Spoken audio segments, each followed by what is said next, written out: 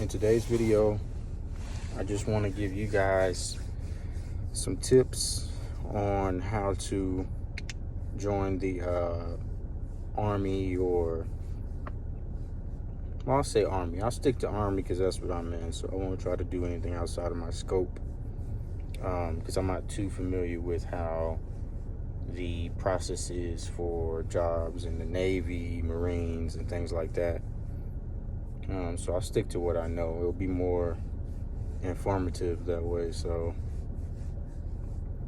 basically, in today's video, as you can see by the title of the video, just trying to teach you guys how to go about joining the military the proper way.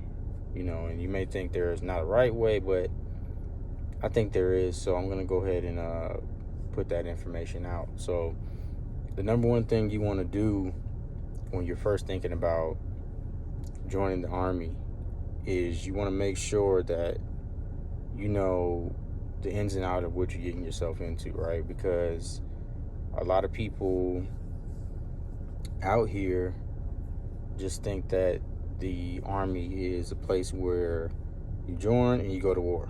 Like, you join, they hand you a weapon, they hand you a vest, and you go to war. And that's not the case. That's not the only thing that happens in the Army. There's a lot of jobs out there, from the medical field, from the culinary field, just multiple jobs that you can do and get into. So that's going to lead into my number two thing. Number two thing is to actually research what job you think you would like to do, right? The MOS, the military occupation specialty, right? Because you don't want to be in a position where you're happy you got into the Army and then you finally get to your first duty station and you realize 6 months, there's something right there, 6 months in, you don't like your MOS, and that you can reclass, you can switch jobs and everything like that, but you don't want to be in a position where you have to do that. You want to be able to be doing something that you love to do right off the bat. You know what I mean? You want to be able to do that. You don't want to have to switch jobs.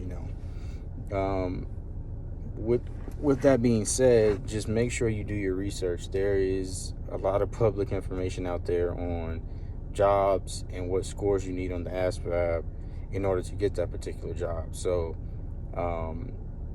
you want to make sure that you do your research on that, you find the job that you want, and you lock in on those scores, and you make sure that you do everything in your power to get those scores and get that job. Don't just look at the score and it's a 107 ST score and that's all you go for. Try to go above that. That way you can absolutely secure that MOS.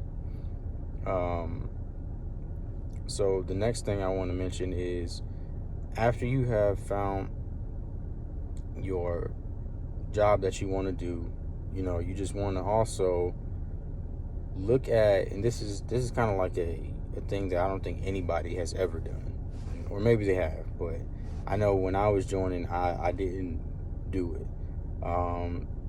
There is a certain thing as cutoff scores. So if you join as a enlisted person, there is scores you have to achieve or get in order to make the rank of sergeant, staff sergeant.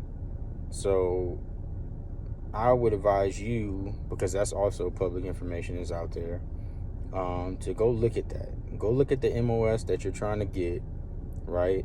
And go look at those scores, because there is a such thing as a primary zone, secondary zone for sergeant and staff sergeant.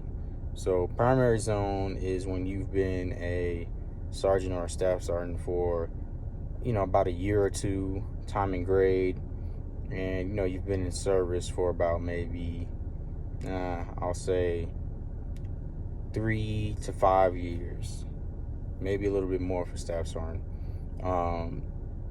and you've hit your primary zone. Usually the secondary zone is higher points than the primary zone. So you'll start having to achieve the score at the secondary zone, and then eventually you can start looking at the primary zone and be like, okay, hey, I can shoot for that now because I've been a sergeant or a staff sergeant for this long. So to get back on track, basically just look at those cutoff scores. So let's say you want to be what I am. I'm a medical logistics specialist, right? So if I would have known what I knew now, I would have looked at those scores and I would have basically been like, oh, hey, this is basically telling me everything I need to know about my career progression, right? Am I going to hit a roadblock?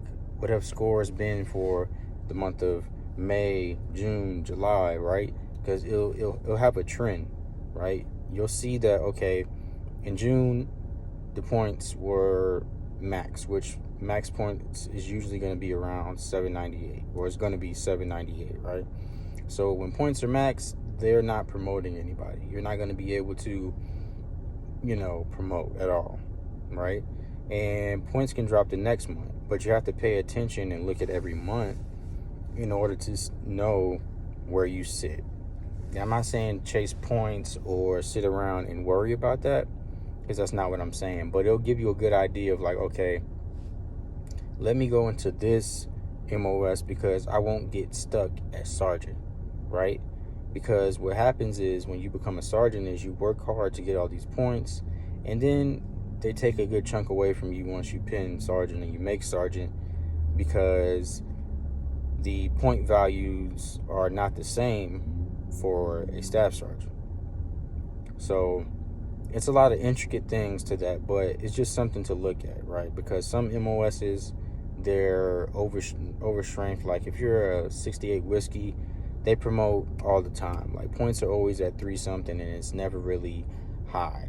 Like once you get into service or into the Army, you'll know, or you'll see what I'm talking about in terms of how easy or how hard it is to get points. Like you'll get to a certain time in your career where currently I'm at right now. Like I'm still chugging away to get points, because for my MOS right now, they're not really promoting people. It's pretty much 798 every month, and if it's not 798, it's like 590s. So you need about 600 to 798 points in order to actually get promoted, and that takes time, and that's quite a bit of time you'll have to put in. But you just got to do what you got to do, you know what I mean, and just try to do everything to make yourself a very versatile, well-versed soldier. That way your promotion point worksheet can look stellar. So for the next tip, after you have determined that you want to join the Army, you chose the MOS, you looked at those points, you kind of know the career progression. As soon as you get to your first duty station, right, the first thing you want to do is, even if you're a private, it doesn't matter the rank, none of that, right? Because some people can join as a specialist if you have like a degree. PFC, if you have an associate's, bachelor's, you'll join as a specialist, right? E4. So when you get to your first duty station, start seeing what you can do, right? Meaning schools, resident courses, whatever you can do to get your ERB looking good and get your promotion point worksheet looking good, right?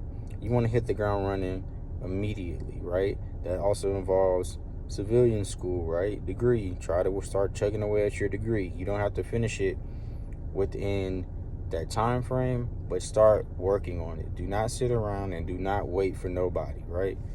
Get with your NCO and be like, hey, I want to know what my promotion point worksheet will look like. I want to know what my ERB or STP needs to look like, right? ERB is the enlisted record brief. STP is basically the new ERB, which is the soldier talent profile, right? Same thing, has the same information, but looks a little bit different. So get with your NCO. Your NCO will be somebody like me, right? E5 or above.